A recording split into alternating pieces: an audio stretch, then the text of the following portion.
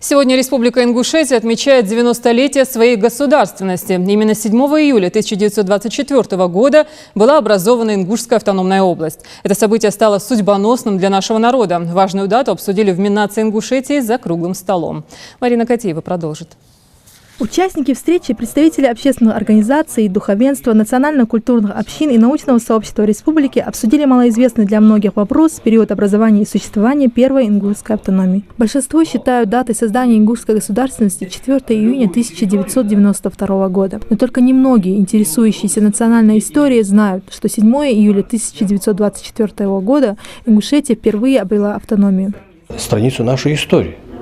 Мы должны об этом говорить.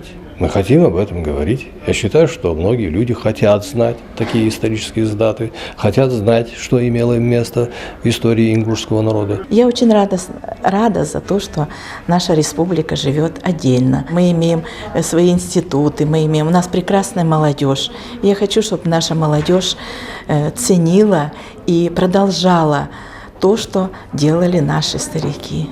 Итогом работы круглого стола стало принятие резолюции, в которой были обозначены наиболее важные моменты, касающиеся исторических событий Ингушетии. В рамках резолюции мы обозначили те, на наш взгляд, важные пункты, которые необходимо принять и которых необходимо придерживаться, исполнение которых будет способствовать развитию нашей государственности и будет способствовать духовно-нравственному воспитанию и молодежи, и будет показывать тем самым, что ингуши придерживаются, отдают дань уважения к своей государственности и в дальнейшем будут способствовать ее развитию. Марина Котеева, Магомед Урусханов, Новости 24.